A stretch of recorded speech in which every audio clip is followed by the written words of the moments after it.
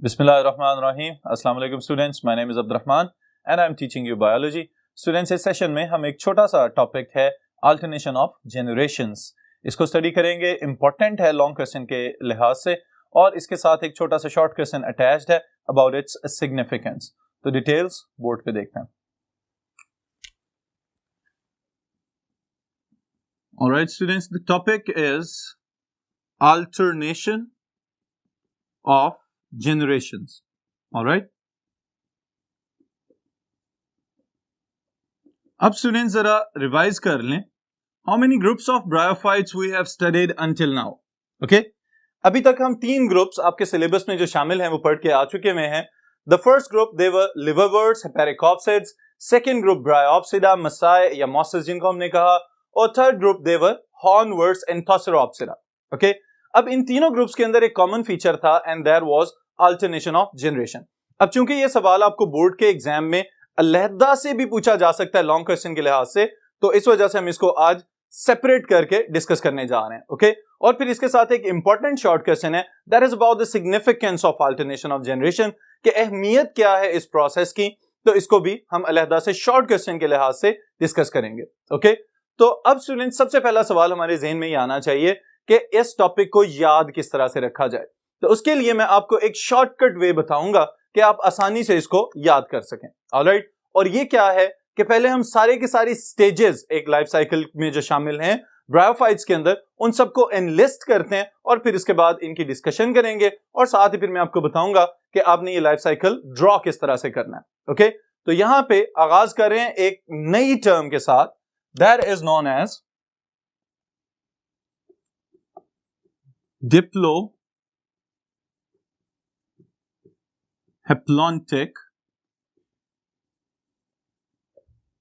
Life cycle. जी students, अब परेशान होने की बिल्कुल जरूरत नहीं है। अगर आप सिर्फ इन टर्म्स के ऊपर गौर करें तो आपको इनका मायने समझ में आना शुरू हो जाएगा। वो किस तरह से कि जो इस टर्म का पहला हिस्सा है diplo, that has been derived from diploid, और जो इसका दूसरा हिस्सा है that has been derived from haploid. Alright? इसका मतलब ये है कि ये जो हम alternation of generations का साइकिल डिस्कस करेंगे, इसमें 2 generations की इन्वॉल्वमेंट है। एक जनरेशन डिप्लॉयड होगी with the 2n double set of chromosomes, और दूसरी जनरेशन जो है it will be haploid, that is represented by single n, जिसका मतलब ये होता है कि इसके पास 1 set of chromosomes मौजूद है। Alright? तो डिप्लोहैप्लॉन्टिक या हैप्लोडिप्लॉन्टिक दोनों अंदाज में आप इसको लिख सकते हैं। इसका मतलब यह होगा the whole life cycle is completed by 2 phases in which one phase is haploid and the second phase will be diploid. Alright students, फिर उसके बाद अगर हम इन दोनों phases की बात करें तो मैं यहां पे आगाज करता हूं पहले गेमिटोफाइट के साथ। नाउ गेमिटोफाइट जनरेशन, ये तो आप सबको याद होना चाहिए, this is the predominant conspicuous generation. Alright, ये वो जनरेशन है जो आपको नजर आ रही है।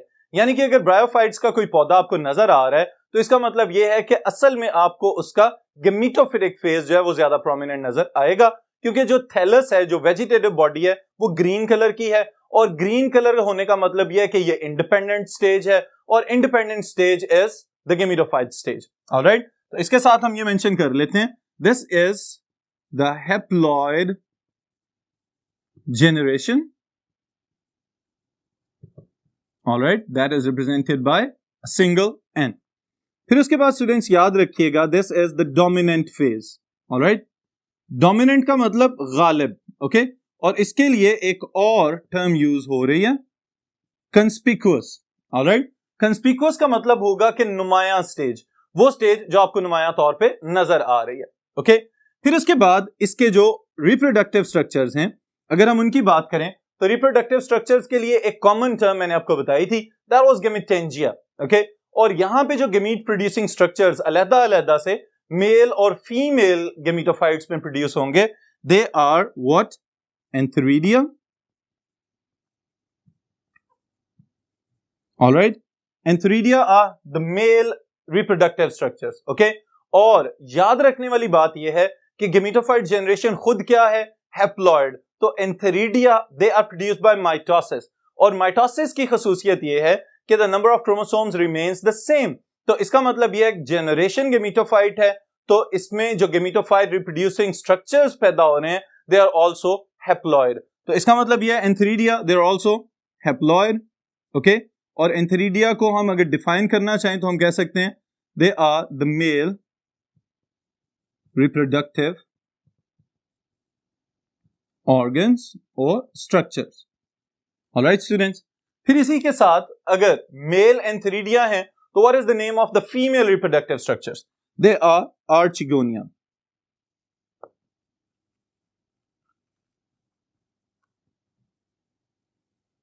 और आर्चिगोनिया भी ये भी इसकी हम प्रोबेबिलिटी कह सकते हैं कि ये भी चांस है कि हो सकता है एक ही थैलस के ऊपर दोनों मौजूद हों, और ये भी चांस है जैसे कि हमने फ्यूनेरिया में पढ़ा ब्रायोप्सिरा के अंदर कि एक ही प्लांट की डिफरेंट ब्रांचेस के ऊपर एंथेरिडिया और आर्चिगोनिया मौजूद हों, और उसके साथ ही साथ ये भी पॉसिबिलिटी है कि एंटायरली डिफरेंट प्लांट्स के अंदर दो मुख्तलिफ मेल गेमेटोफाइट प्लांट ही बिल्कुल अलहदा हो और फीमेल गेमेटोफाइट प्लांट ही बिल्कुल मुख्तलिफ हो, ये भी पॉसिबिलिटी मौजूद है, ओके। तो archegonia they are also haploid, okay. और इनको अगर हम डिफाइन करना चाहें तो we can say they are the female reproductive organs, alright. तो इसका मतलब ये है कि अगर रिप्रोडक्टिव ऑर्गन्स डिफरेंट हैं तो इनके अंदर पैदा होने वाले reproductive cells they should also be different. लेकिन स्टूडेंट्स याद रखिएगा कि यहां पे ह्यूमंस के साथ इनको कंपेयर नहीं कर सकते हम, इवन के जो हायर प्लांट्स हैं उनके साथ भी कंपेयर नहीं कर सकते। क्यों कंपेयर नहीं कर सकते? क्योंकि ह्यूमंस वाले केस में the body is diploid and sperms and eggs they are produced by meiosis, okay. वहां पे रिडक्शन डिवीजन हो रही है और उसके बाद फिर फर्दर गेमीट्स प्रोड्यूस किए जाते हैं। लेकिन यहां पे याद रखने वाली चीज ये है gametophyte itself is haploid.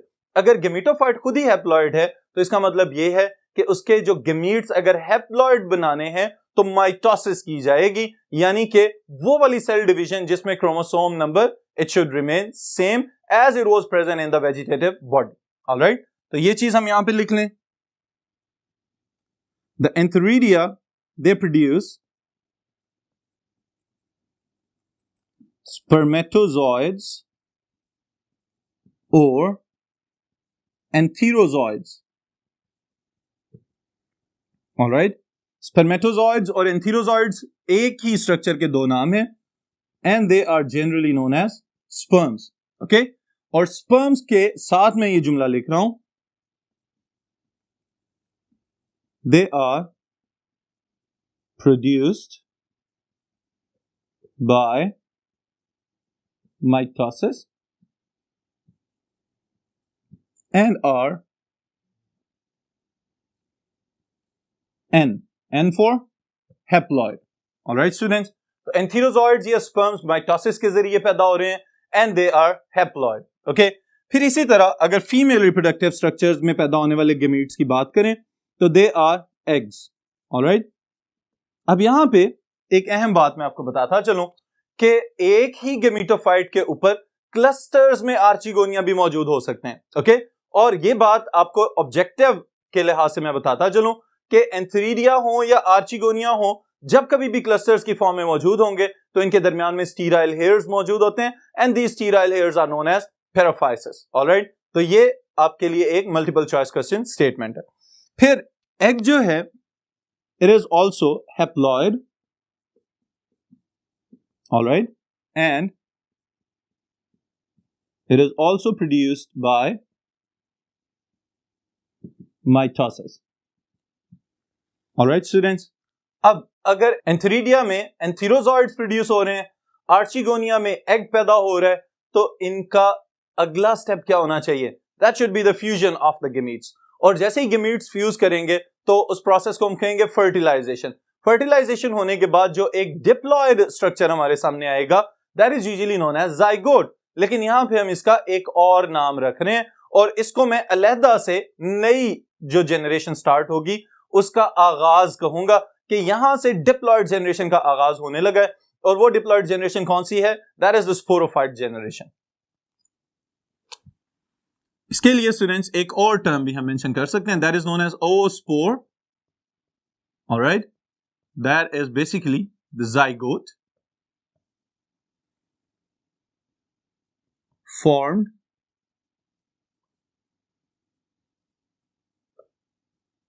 by fusion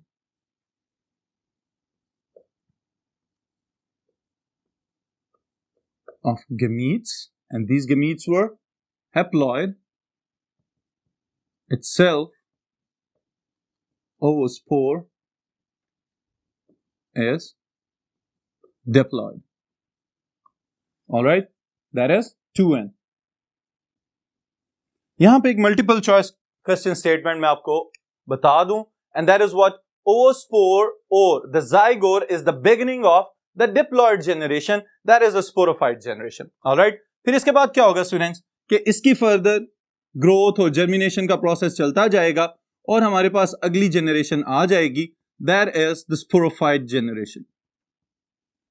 alright, अब ये जो स्पोरोफाइट जनरेशन हमारे पास आ रही है, इस स्पोरोफाइट जनरेशन के अपने भी कुछ स्ट्रक्चर्स हैं कि जो इंपॉर्टेंट हैं और डिस्टिंक्ट हैं गेमेटोफाइट जनरेशन की निस्बत. इसमें सबसे पहली चीज तो हम ये शामिल कर सकते हैं कि हमने पहला ग्रुप जो था लिवरवर्ट्स और दूसरा ग्रुप जो था ब्रायोफाइट्स, ब्रायोप्सिड्स, इनमें ये पढ़ा कि इनके अंदर द स्पोरोफाइट दैट इज, हम कह सकते हैं सेमी पैरासिटिक, वो अपने गेमेटोफाइट के ऊपर डिपेंडेंट थे और अपनी खुराक वगैरह वहीं से हासिल कर रहे थे.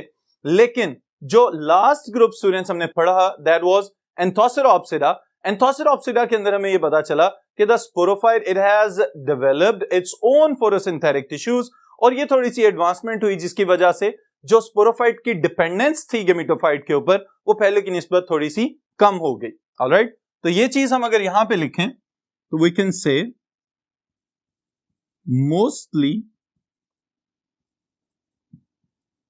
Dependent on gametophyte. ऑलराइट, और इसके अंदर जो वेजिटेटिव स्ट्रक्चर्स हैं, foot, seta and capsule. Alright, अब ये जो तीनों स्ट्रक्चर्स जिनकी हम बात कर रहे हैं students, the first one foot, okay, that is the junction between the gametophyte and the sporophyte generation. वो वाला हिस्सा जो अभी तक फीमेल गेमेटोफाइट स्ट्रक्चर यानी कि आर्चिगोनियम के साथ अटैच्ड है, and that is retained with in the female gametophytic structure, और उसके ऊपर फर्दर सीटा जो स्टार्क लाइक स्ट्रक्चर हमें नजर आएगा, और फिर at the top it is the capsule, और ये कैप्सूल जो है that is basically the spore producing structure.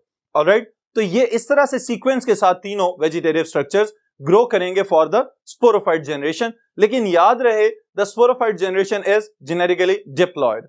Okay, this is a diploid generation. फिर यहां पे स्टूडेंट्स एक नई टर्म मैं आपको बताता हूं, that is known as spore mother cell, okay, और स्पोरोसाइट्स. अब ये क्या है? ये आखिरी सेल्स हैं इस पूरे लाइफ साइकिल के अंदर जो स्पोरोफाइट जनरेशन के पास हैं, that are still diploid. Okay, तो याद रखिएगा स्पोरोफाइट जनरेशन का आगाज तो हो रहा था जाइगोट से या ओवोस्पोर से, लेकिन उसका इख्तिताम कहां पे होगा? जो आखिरी डिप्लॉयड सेल हमें नजर आ रहा है इस लाइफ साइकिल के अंदर, that is the spore mother cell. और अगर हम इसको स्पोर मदर सेल कह रहे हैं तो इसका मतलब ये है it has to produce spores. Okay, तो ये जो स्पोर्स पैदा करेगा they are produced by meiosis, और that is reduction division.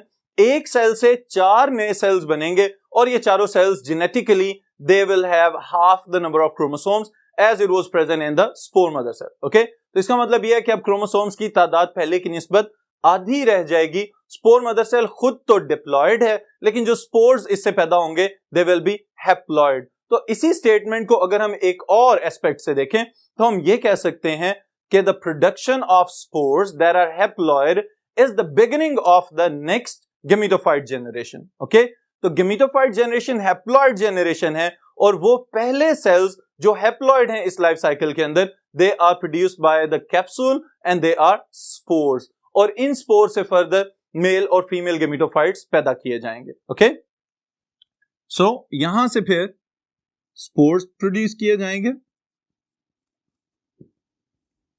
They are haploid. Okay, and they will further produce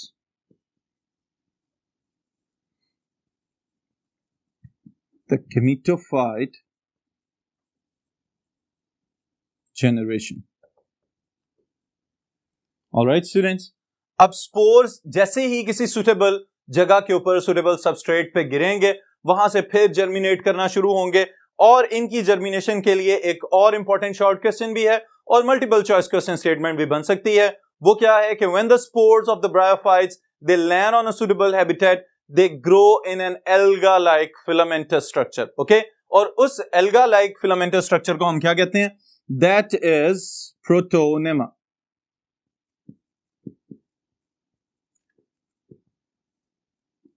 The spores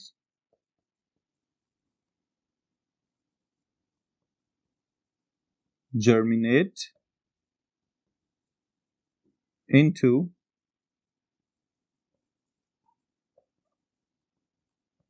an alga-like structure. Okay, and this structure is known as protonema. फिर इस protonema के filaments के ऊपर birds बनेंगे और उन bird से फिर नए गेमेटोफाइट्स पैदा होने शुरू हो जाएंगे।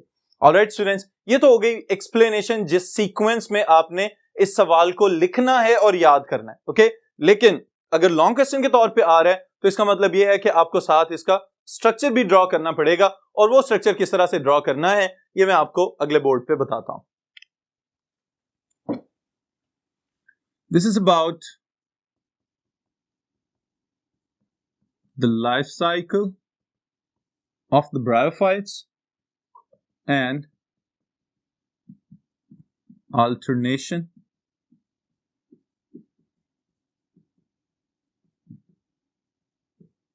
of generations. All right. अब स्टूडेंट्स, आपके याद रखने के लिहाज से मैं आपको ये बता रहा हूं कि आपकी आसानी के लिए हम इसको स्टार्ट कर रहे हैं from the haploid dominant generation, and this haploid dominant generation is what? This is gametophyte. Alright, अब ये गेमेटोफाइट जनरेशन बजाते खुद क्या है? हैप्लॉइड। ओके, लेकिन इस हैप्लॉइड जनरेशन से फर्दर प्रोड्यूस किए जाते हैं दो अलहदा गेमेटोफाइट्स। ओके, और ये दोनों गेमेटोफाइट्स कौन कौन से हैं? One is male gametophyte and the other one is female gametophyte. इसको हम इस तरह से लिख लेते हैं, if this is the mail gametophyte, okay, and this is the female gametophyte, so their reproductive structures, they will be Antheridia and Archegonia respectively. Okay, ये symbols हैं जिसकी मदद से हम males और females को distinguish करते हैं। Okay, अब students, males they will produce Antheridia, okay, and the female gametophyte they will produce Archegonia or Archegonia.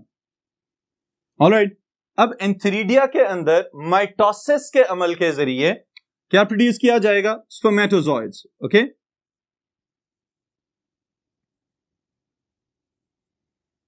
और इसी तरह आर्चिगोनिया से क्या प्रोड्यूस किया जाएगा? एग। इसको मैं यहां पे एंथीरोजोइड्स, ऑलराइट, या फिर स्पर्म्स की फॉर्म में मेंशन कर रहा हूं। इसी तरह अगर आर्चिगोनिया है तो यहां पे क्या मौजूद है students? That is a single egg. अब याद रहे the gametes they are produced by mitosis. तो गेमेटोफाइट खुद हैप्लॉइड है, इस वजह से gametes जो हैं they are also haploid, और हैप्लॉइड को हम रिप्रेजेंट करेंगे with a single small n. Alright, अब अगला स्टेप क्या होना चाहिए? The fusion of the gametes. अब जैसे ही fusion of the gametes की बात होगी तो इसका मतलब ये है कि both of them they will fuse together. Alright, याद रखिएगा कि एंथीरोजोइड्स और एग फ्यूज कर जाएंगे। अब यहां पे स्टूडेंट्स एक और बात मैं आपको रिमाइंड करवाता चलूं कि the antherozoids they are attracted towards the archegonia because the archegonia they produce an attractant. वो खुद से अट्रैक्ट करते हैं उन बायफ्लैजिलेटेड एंथीरोजोइड्स को कि जो रेन स्प्लैशेस की वजह से या पानी में मौजूद होने की वजह से एंथेरिडिया के अंदर पानी का प्रेशर बनता है और फिर ये एकदम बर्स्ट अप होते हैं और उनमें से एंथीरोजोइड्स या स्पर्म्स रिलीज हो जाते हैं। अब जैसे ये स्पर्म्स बाहर निकलेंगे तो इनके पास फ्लैजिला मौजूद होते हैं, तो ये ट्रेवल करते हुए आ जाते हैं टुवर्ड्स द आर्चिगोनिया और फिर उसके बाद फ्यूज कर जाते हैं विद द एग। ऑलराइट, अब जैसे ही इसके साथ फ्यूज करेंगे तो हम कहेंगे भाई फर्टिलाइजेशन का प्रोसेस मुकम्मल हो गया। Haploid sperm will fuse with the haploid egg and the result will be a diploid zygote. Okay? और इसको हम क्या कह रहे हैं? oospore. And the process is fertilization. All right?